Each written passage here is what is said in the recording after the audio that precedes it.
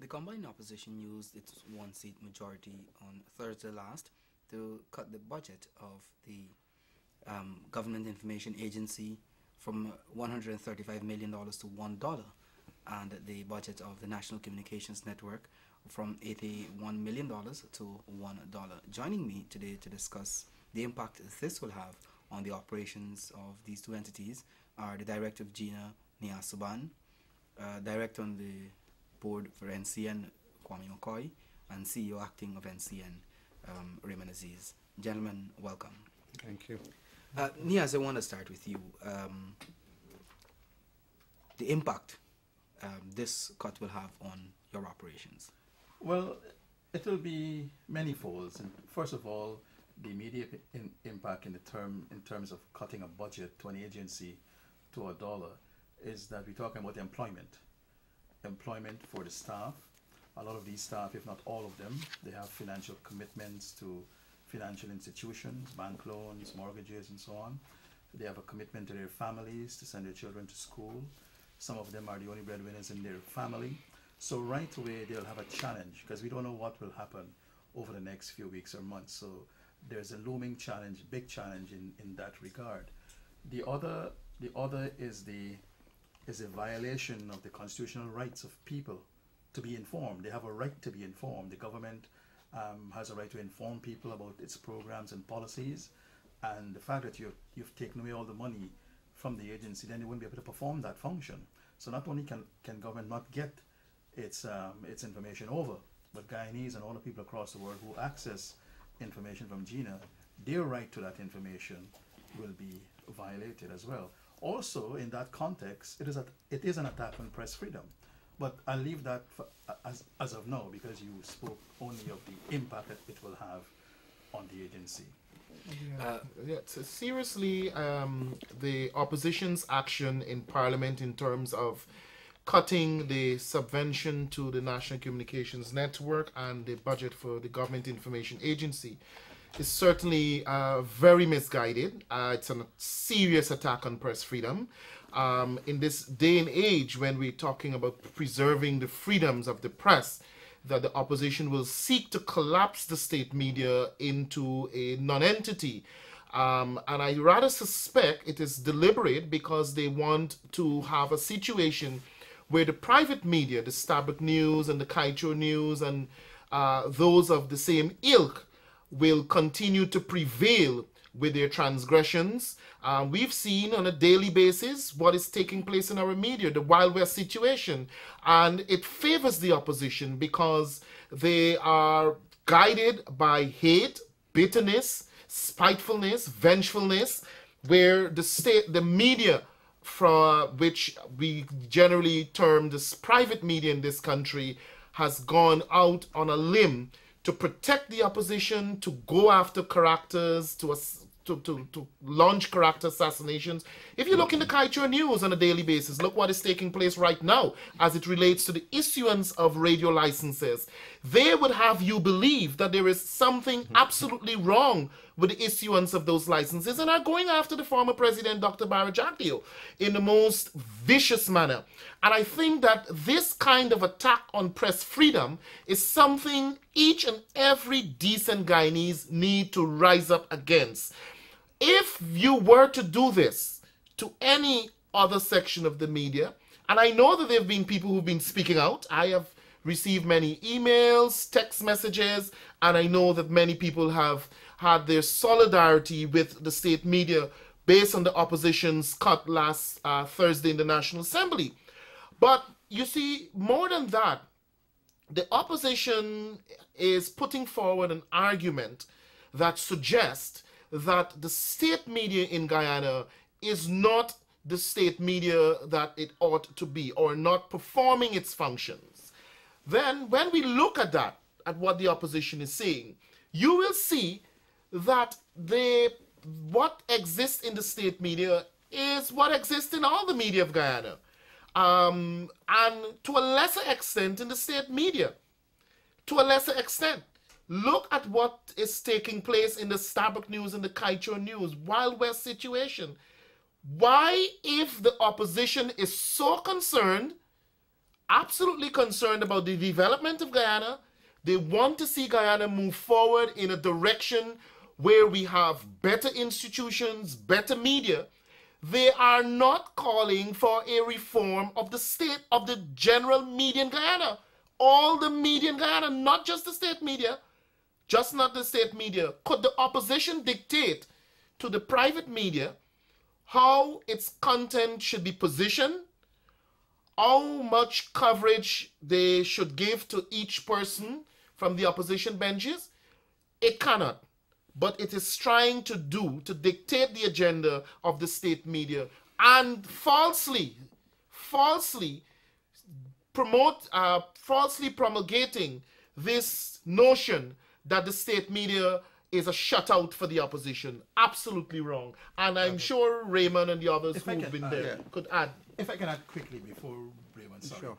In the context of what Kwame just said about the position the private media has taken in trying to embarrass or trying to disparage former President Dr. Barry Jagdeo with the issuance of radio license, they're using one team that, in their opinion, the manner in which those licenses were issued is contravening press freedom, is a trampling on press freedom. That's the gist of what they're saying. That and in that context, here is the monies being taken away from GINA and NCN media houses. Isn't that in itself also an attack on press freedom? And I sit here and I'm wondering, how is it that these learned journalists in the private media and editors who are taking a position on a particular issue, but there's this double standard when it comes to GINA and NCN, that they do not see the moving of the money, the taking away of the monies as an attack on press freedom. And if I could take it a bit further, GINA sent out 2 releases stating its position on the cuts, and another one talking about, there's an international organization that came in, I think the Association of the Caribbean Media Workers. No, but the Association of Caribbean Media Workers also issued a statement as it relates to the issuance of radio license, and they're saying words to the effect that it is an attack on press freedom, the manner in which it was done. How is it that this institution cannot see the removal of monies from GINA and NCN as an attack on press freedom? So we released a bulletin on that, talking about that. None of it has been carried Friday, Saturday, Sunday, Monday. No mention of these things in the Kaieteur News or the Stabroek News. So I'm wondering if here at home there is this proclivity to suppress the state media here. A very interesting point. Very interesting point, because here it is. And GINA is providing a constitutional obligation of the government of Guyana. Every government has an outlet through which it can report to its citizens what it is doing based on policies, its programs, highlighting its objectives, and it is part of a transparency and accountability mechanism that you have outlets like the GINA, Government Information Agency. I receive on my mobile phone on a daily basis releases from the information agencies around the Caribbean, including St. Kitts, Jamaica, Trinidad and Tobago. None of it I have ever seen has established an obligation to cover the opposition. So right away, this is another misguided position of the opposition, that they lump GINA with NCN. GINA is a government information agency, and no part of the world, as far as I know, there is any information agency of the government that has an obligation to provide coverage to the opposition per se. NCN is a little different. But as I said before, even NCN, and the records are there to show, has provided not only now, not in this whole new talk about new dispensation, long before now. Because this argument is not something new. The opposition has been saying this. In the 9th Parliament, they've said it. And when you check the records, the opposition has been receiving coverage by way of news. They have refused to come on many television stations. We started off very well with what was known as the corruption debate series. And they started off participating, and then they absconded after a while, and they refused to come to subsequent programs that are part of an NCN daily schedule.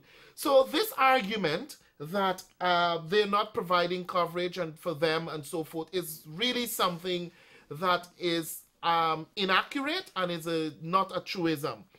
They and I wonder, the Starbuck News, the Kaieteur News, and maybe I shouldn't even be surprised. I wonder nevertheless, because right here in this very studio of NCN, the editor-in-chief of Starbuck News, Mr. Anand Prasad, said that the Starbuck News was a harbor for opposition views and criticism. So right away, I thought that will be really difficult to really win any arguments outside of those of the opposition. But here again, a very good example of a sister within the media, Gina, sending out their release. The Starbuck News and the Kaieteur News refuse to publish anything on what they have said, which is deliberate in my view, absolutely deliberate.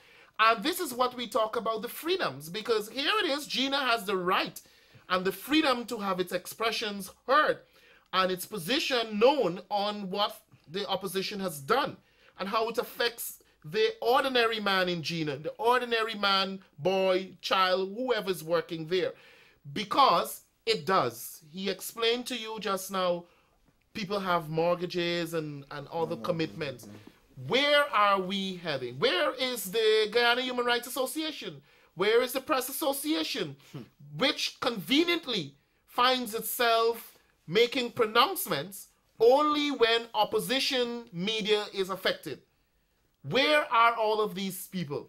We don't see them. I haven't heard any statement from any of them. I want to, in addition to both what Niaz and Kwame would have said, the press, the private press would have reported in terms of the cuts being done at these entities. Niaz is right. Gina would have issued some releases. NCN also did. But you haven't seen them reported how the cuts will affect us.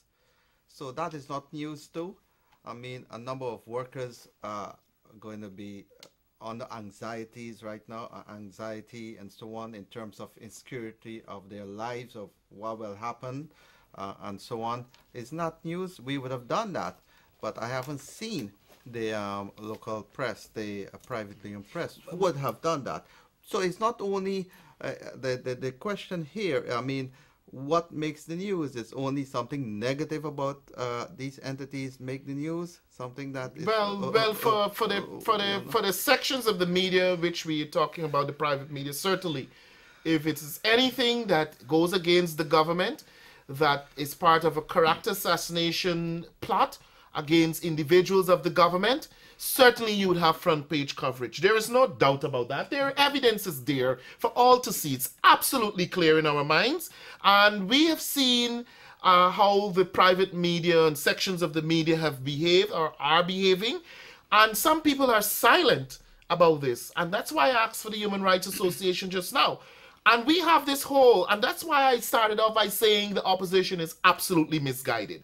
I don't know if the misguidance is one of pretending deliberate, willful ignorance, or if it is just part and caught up in general and genuine ignorance, I should say. Because this notion that the private media can do what they want and they could get away with all the transgressions and all the offenses and the breaches of good journalism, but the state media, you must sit down there, you must behave well, be good. And if you don't be good, you'll get spanking and we'll take away your money. But what about the others? Should it go only, does this rule only apply to one set of people? Where is the rules, where are the rules for the private media, the Starbuck News and the Kaieteur News and other sections of the media? Where are these rules? So that is an important question that people need to ask themselves. Where are these rules? Don't these rules apply to the rest of the media? Right? Balance, being fair, being objective. And I generally give you the argument about the Starbuck News and others. This is a wrong notion we have, that only the state media utilizes public funds. That's not true. The Starbuck News and the Kaieteur News also utilize public funding. When a man goes into Gafoor's store and he purchases from Gafoor, and Gafoor places an ad in the Kaicho News, that's public funding as well. And they're supported by public funding. The Kaicho News and the Starbuck News, they get advertisement from the government. The same taxpayers' money give them advertisement. So they have an obligation and a responsibility to be fair, objective, and to report in a balanced manner as well. Apart from the use of public money, Kwame, the very basic principles of journalism dictate that. And if you were to look at, if you were to make a comparison on a daily basis with the private media entities and that of the state media, you look for the transgressions and you'll see them. You'll see where they're coming from. Not only that, it's a blatant bias that exists. Kwame mentioned the Guyana Press Association. I recall in 2012 when the budget was cut, we sent a release and we called on the Press Association, the Guyana Press Association, to pronounce on the matter because, in our opinion, it is a suppression of freedom of expression. And I would want to believe that that should be of something of concern to the Guyana Press Association. A year has passed, or almost a year has passed, and they have not said anything other than the fact that they don't consider GINA. They didn't say that officially, but in a private conversation that they don't consider GINA as part of the mainstream media, which is, for me, one of the most ridiculous things that I've ever heard, because GINA provides them with information that they carry. Yeah, I was about to make that point. Right? A lot of information that GINA provides. And the other thing, too, and I think Kwame hinted it in some way, the responsibility. Sometimes there was a recent article that was given front page prominence of about a secret bank account being uncovered by a government entity in a city bank. Big prominent article. Only to learn subsequent that the bank issued a release saying that this is not true. We didn't see that kind of a prominence debunking what they have carried. And the point is that they use their space to disparage, to assassinate characters. And in here now, in your own country, they say charity begins at home. In your own country, where staff that they relate to, I mean, GINA, the staff, they have great relations with people in the private media. So even that should have been considered in some way. Here are colleagues that could be on the breadline or are being now threatened, their livelihoods are being threatened.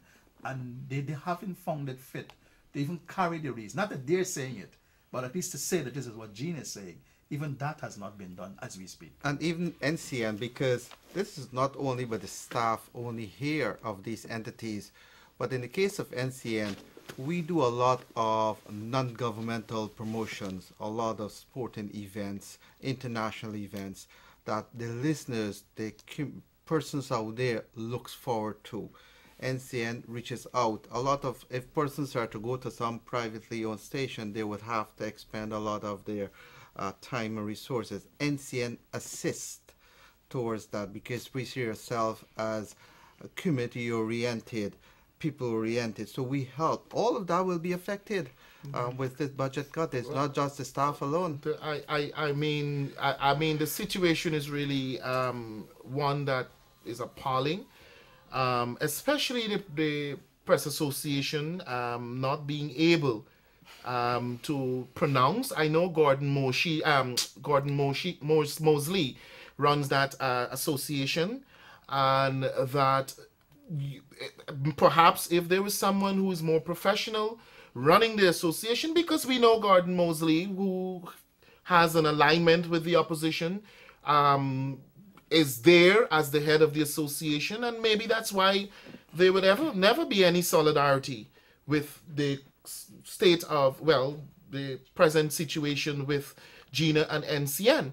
Now, I want you to understand, too, that the opposition, I think, is very cleverly trying to ensure, because they already looked at the landscape, the media landscape, and they have an idea that they have the Starbuck News support, they have the Kaicho News support, they have the Capital News, they have Prime News, and then they have just the entity, NCN, which operates as part of the media landscape. And so they're trying to collapse NCN. They hope that if they could get rid of NCN, because NCN is at least one of the stations which you can expect the government views to be shared.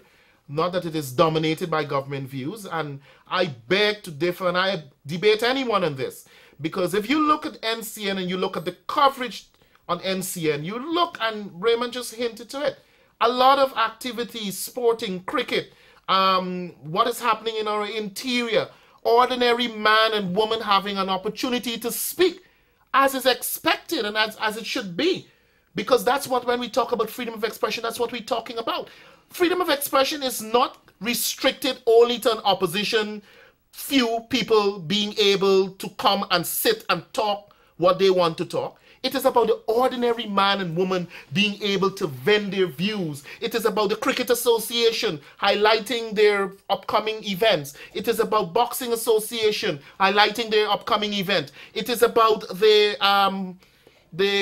Pharmacist Association. It is about all of these things, and you see it reflected right here on NCN on a daily basis. Guyana Today, Homestretch Magazine, all of these programs. That's what it is about. Not just grabbing the entire station for a few people and opposition MPs or opposition operatives to be able to come and say what they want to say only.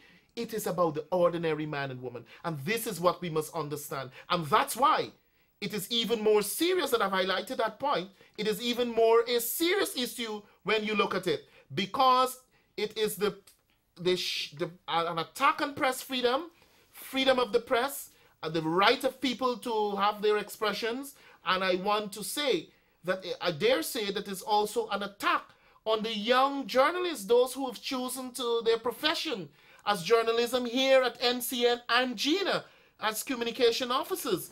It is an attack on those people. Look at what it does to our young people. I've spoken to many of them, and sometimes, in fact, one of them mentioned to me, "Mr. McCoy, I'm talking to you, why are you turning your face away?" Now, it was really difficult for me to actually look at that young woman in her eyes, because I feel it. I feel it for her. She has commitments to the bank, she has a family, and she has to be part of providing for that family. And in many cases, many of these people are the sole breadwinners within their families. And if I can, and it is really, really, really sad. And when we talk about unemployment, we say, the opposition say often that we have a serious problem with unemployment. People are not getting work. And here it is. We are sending people on the streets. We are increasing the people who go on the breadline by the opposition's action. Not only that, and I think Minister or the Attorney General Alan Nandalal captured it in some way, that what is also being done deliberately is to frustrate prospective staff who may want to come in and work with GINA. And if you're going to be cutting the budget every year and creating this kind of atmosphere, then people will not want to come in and work to GINA. And currently we have a lot of vacancies. So even the current staff who are there, at some point, they probably will say, hey, I can't go through this every year. Let me look for something that is more secure. Job security, all of us want to have that, including those in the opposition, wherever they're working. They want to have job security. So in terms of creating this insecure environment, that's another way of trying to attack press freedom, with the hope that people will just go and don't come back. But on the other point on the Guyana Press Association, ever so often, some people who are associated and are in prominent position within the Press Association, they tend to want to lecture you on what are the basic tenets of journalism and what you should adhere to. You must have balance, you must be fair and all.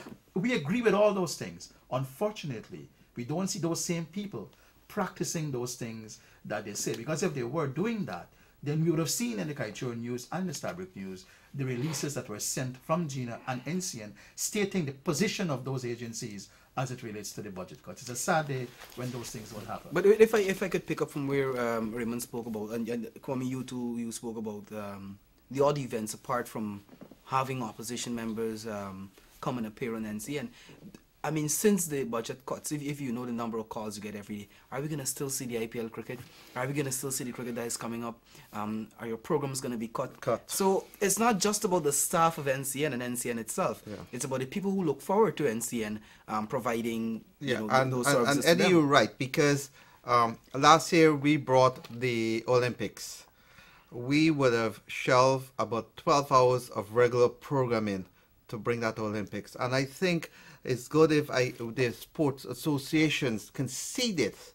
And it's time that people have to come out and talk because they benefit. No, but they all spoke last year about it, if you could recall. They all came out and said, this is what we benefit from. Many people offer their solidarity and support. And that is why I keep being worried, not surprised, being worried that the GPA couldn't join the many others who have spoken out against this transgression, this dictatorship of one in the parliament by the opposition. Many people have spoken out against this, from locally, internationally, regionally. People have spoken out against what the opposition's action has done to NCN and GINA last year. And I have no doubt this year people are already starting to speak out against these kind of actions. I believe that we have to be really in this country, and particularly if we're going to be talking about wanting to see Guyana develop, I think we need to be true to ourselves in the first place. We all need to be true to ourselves and true to the commitment to develop Guyana, because we couldn't very seriously say that we want to develop Guyana, government, opposition, whoever, and on one hand, seeking to create situations that are counterproductive, situations that will stymie development, situations that will prevent forward movement in media, in housing, in agriculture, in any area of spheres of development. I believe that Guyana has been moving ahead in very many ways. And as a result, we have an obligation and a responsibility as citizens of Guyana, if we're serious, to ensure that we do serious things to ensure that our country move forward in the direction it ought to move. Now, the opposition cutting the budgets of GINA and NCN is surely a retrogressive step. Surely taking us back to those days when no freedom existed under the PNC regime. And mind you, the people who are part of creating these actions today were part of the PNC. They now call themselves APNU, but it's the same bunch of people with the same philosophy, the same ideology, the same kind of behavior. The Carl Greenwich, you will remember, presided over the worst period of Guyana's economic mismanagement and unaccountability. And I see these people today pretend to you that they mean well and that they're good boys and girls and they're angels sent from above. I want you to know we have the experience, we have the evidence before us that they are none of what they pretend to be. If they were, they would not be taking the kind of actions that will hurt our society, hurt the young women and women of this country, hurt those who work at GINA and NCN, hurt the people who want to look at cricket, who wants to ensure that NCN will have a sustenance of their program, the Rastafarian, the Baha'is, the school children, everyone. And I believe that it is time the opposition becomes serious and stop playing politics with every aspect of our life, because the people are looking on, young people, old people, and Judgment Day will not escape you. All right. So we go back. I want to just take up. When we talk about going backwards, now is it that having developed and the world is developing, would you want to go back? Let's say for our newscast, you be one of the senior editors here. Our newscasts have developed. We have footage. We can go out there and bring footage whilst we're talking. Would you put back a news anchor to sit and just read a release just like that? You want to go back to those days? Or would you go to development? This is what the opposition wants us to go back to. What is interesting, though, quickly before we wrap, Niaz, I have to go back to this. Because the argument that was established, okay, we are listing these things for cuts. And I'm talking here about the EFC and the APNU. We are listing these things for cuts. But if you provide proper explanation and answers to our questions, then we will not. But there was no question on GINA. There wasn't a single question on GINA. You raised that point, and based on what Kwame is saying, and I want people who are looking at us to understand what is really playing out. If you're going to stand up in Parliament and you're going to say that we propose to cut, but if we get good answers, we will reconsider.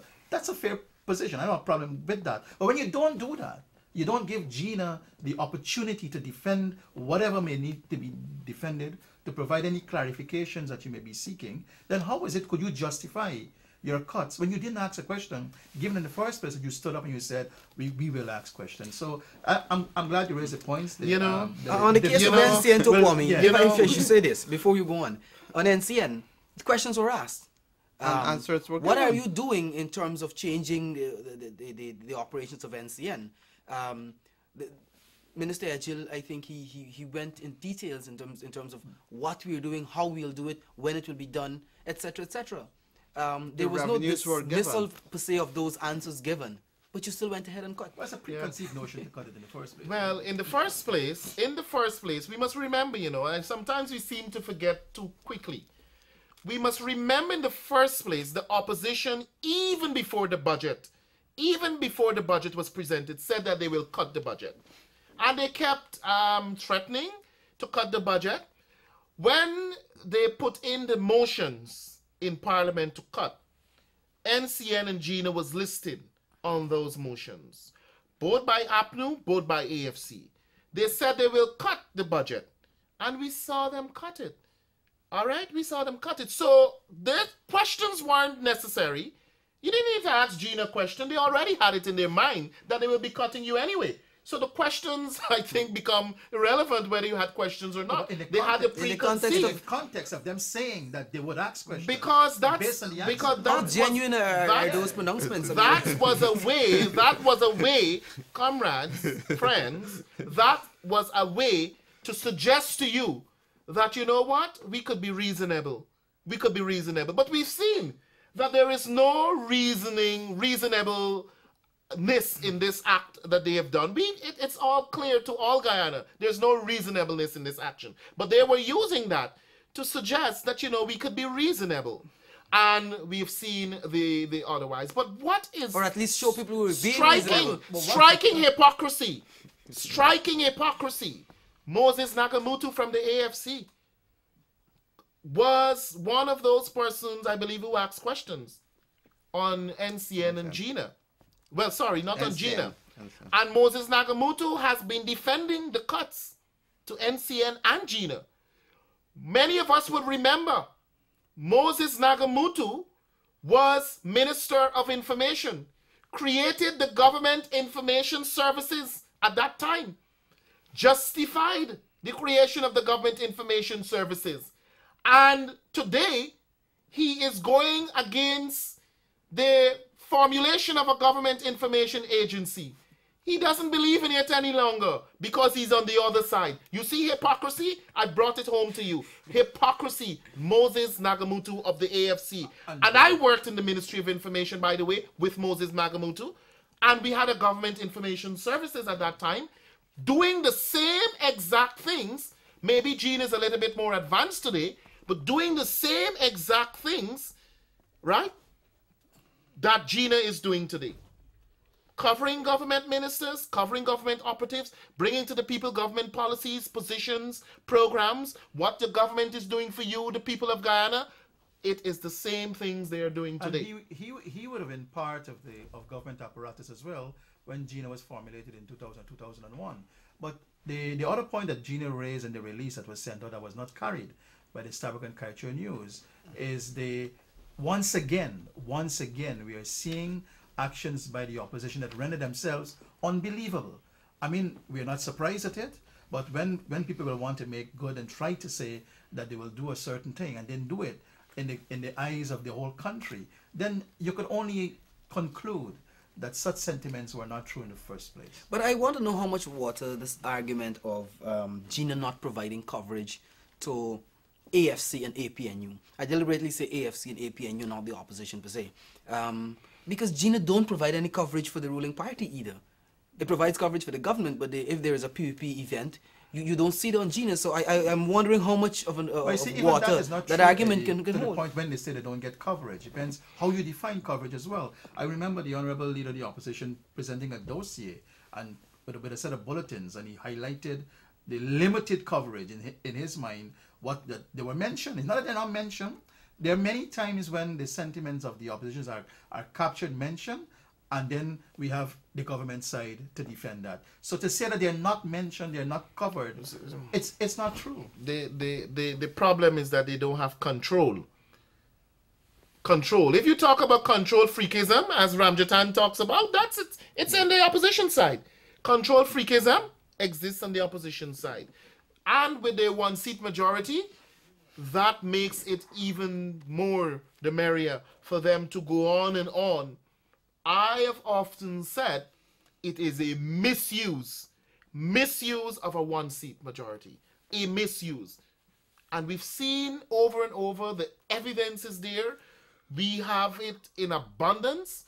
The opposition is about seeking to grandstand, and only, if you ask me, I believe the only thing I could really say about the opposition is that they're anti-national, they're anti-development, because in their view, if they getting to those character and then being anti-national and anti-development, it provides a better opportunity for them to succeed with their politics. It is the most silly politics I've seen in the 20th century. All right, this is where we have to wrap this up. But before I'm going to give each one of us an opportunity to just make our final call. But I want to use the opportunity to urge all the media operatives across the country, whether private or local or state, to rally with us, especially the folks at GINA. Think about them. They don't know what the future holds for them now with GINA. So I want to urge the Ghana Press Association, media operatives, generally the Ghana Human Rights Association, to come forward, show your support, and at least, give some position on what is happening. Strange enough, what you just said there is what is contained in the release that GINA sent out, that we're calling on those organizations to make a pronouncement on this wanton attack on press freedom through the budget cuts. But in closing, Eddie, I would only hope that the viewers can really understand the real picture. What is the real picture here? And the real picture is to silence GINA and NCN. That's the real picture. Take them out of the equation. Take them out of the equation. Come last. What will happen here? The implications. I guess the punchline is coming from you. We didn't discuss what we've been speaking about, so I don't know how you can know. But of course, NCN will have to now look back. There will have to be some form of revised targets and so on, because of course you have persons' life, the staff. You won't want to put them out of bread. So it's a number of concerns and issues you have to go back. So NCN per se will have to look back at the whole. You have to return to the drawing table and look back to see how best. We will have to see how best we can increase our revenue and so on, so we can sustain what we are doing. But at the same time, like my colleagues have said, the wider Guyanese society, you need what you've benefited from NCN. You've seen NCN, how it has developed and grown over the years. You won't want this to just go by like this. It is your support we need, and we're calling on you to give us that support. I think, first of all, of course, I'm in solidarity with those who've been affected, NCN and GINA. They have my full solidarity. I am saying that I believe that better sense could prevail. There are those out there who need to let us know their position on this issue.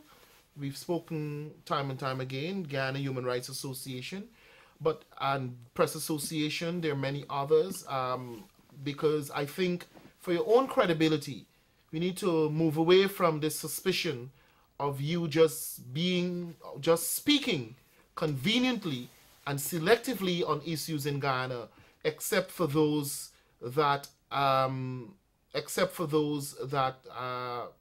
issues that are against that gives you an opportunity to attack the government, and except for those that are have serious implications for the opposition and their future and what they are doing in the National Assembly. So I want to say that it is a very absolutely serious situation. This is a serious attack on press freedom. I really am saddened at this occasion where the opposition has, they use their one-seat majority and they have put us into this situation. And I want to say that we need to continually look at reforming the media in Guyana, the real issues about the media in Guyana, on one hand, and then of course the opposition's aim to collapse the state media so that the existing private media with the Kaicho and the Stabak News prevail with their transgressions, and that is what we need to guard against. And I want to say that any effort on my part will be forthcoming to protect the rights of and the freedom of the press. And I want to say that with that, we'll be looking forward in the next few days to see what will be taking place. All right, gentlemen, thank you very much. Niaz Sabande, Director of GINA, Kwame McCoy, Director at NCN, and Mr. Raymond Aziz, CEO Acting. Gentlemen, thank you very much. Thank you. Thank you too.